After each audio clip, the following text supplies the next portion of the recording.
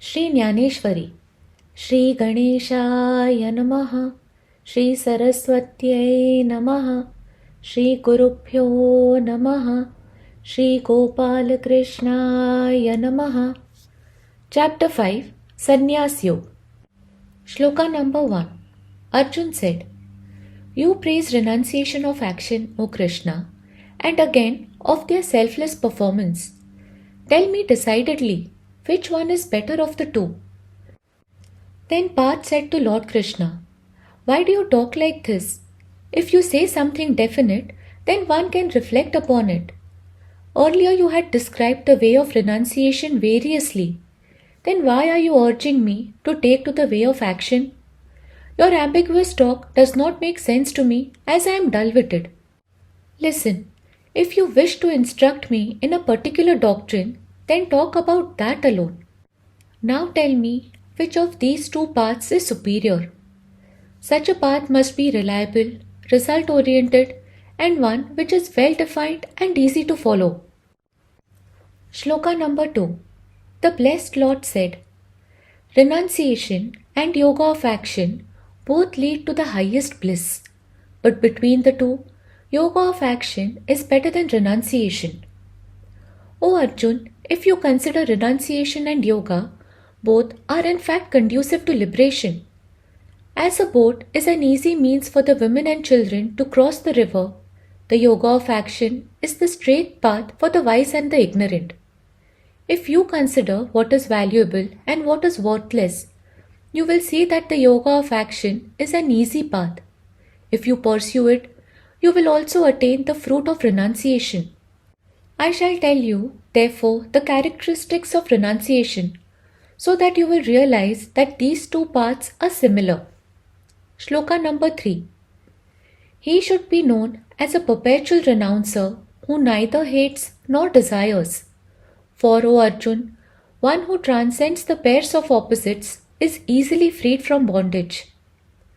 When a person does not bemoan a lost thing or long for a thing unpossessed, who is mentally stable like the Meru mountain, and whose mind has forgotten the sense of me and mine, O Arjun, know him to be a perpetual renouncer. One having this attitude of mind rids himself of attachment and thereby attains uninterrupted happiness. Such a person need not give up his home, etc., as he has mentally become detached from them. When the fire is extinguished and reduced to ashes, cotton can safely be placed on it. So when a person's intellect gets rid of all desires, though limited by conditions, he does not get bound by actions. When his desires completely vanish from his mind, he attains renunciation. For this reason, both renunciation and yoga of action are similar. Shloka number 4. The ignorant affirm that Sankhya and yoga are different, but not the wise. He who practices either will reap the fruit of both. Besides, O Bhavartha, how can a person wholly ignorant know the nature of Sankhya and yoga? Being by nature ignorant, they think them to be different. But how can there be different lights from the same lamp? But those who have realized the truth by genuine experience treat them both as one and the same. Shloka number 5. That state which the Sankhyas attain is reached by the yogis as well. He sees truly who sees that the Sankhya and the yoga are one. The state which is reached by the Sankhyas is also attained by the yogis. Hence, these two paths are identical. As there is no difference between the sky and the space, the yogi recognizes that the yoga of action and renunciation are the same.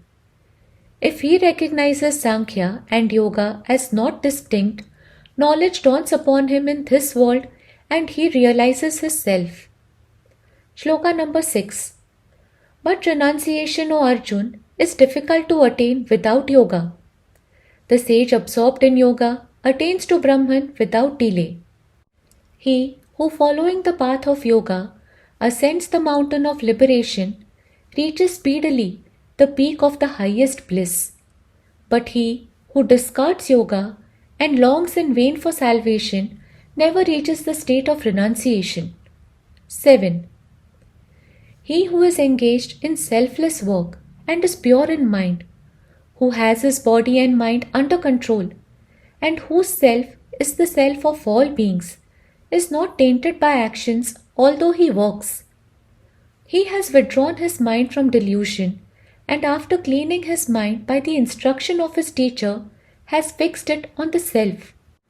So long as salt does not fall into the sea, it seems different, but it becomes like sea when it is united with it. In the same way, when his mind, rid of desire, becomes one with the self, then although it is confined to one spot, that is the body, it pervades the three worlds. Then all such notions that I am the agent and must perform this particular work naturally ceases, and though he performs actions, he is not their doer. 8. The yogi who knows the truth should think, I do nothing at all, when he sees, hears, touches, smells, eats, walks, sleeps, or breathes. 9. Speaks, releases, grasps, opens and closes his eyes, bearing in mind that the gunas, senses, act on the gunas, their objects. O Bhavartha, he who does not remember even that he has a body, how would he possess the egoistic feeling of being an agent? Thus, even when the yogi has not discarded the body, all the characteristics of the formless God become manifest in him. But like all ordinary people, he seems engaged in all activities. He sees with his eyes, hears with his ears, but surprisingly, he remains unattached to what he sees and hears. He feels the touch, smells with his nose, and talks on occasions. He eats food, gives up whatever he does not want, and sleeps in comfort at the appropriate time. He seems to walk according to his sweet will and goes on performing all actions as required. He breathes in and out and shuts and opens his eyes and so on. Though he performs these actions, he is not the agent due to self-knowledge. So long as he was asleep on the bed of ignorance, he was deluded by happy dreams. But since then, with the dawn of knowledge, he is awakened to his true self. 10. He who acts without attachment, dedicating his actions to Brahman, is not defiled by sin as a lotus petal by water. Now all his sense organs function under the sway of the self in regard to the objects of senses. Even as all the household activities are performed in the lamplight, so all actions ensue from the yogi. Just as the leaf of a lotus does not get wet in water, so the yogi is not bound by actions even while performing them.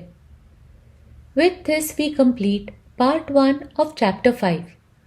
Om Shri Krishna Arpanamastu. Hari Om.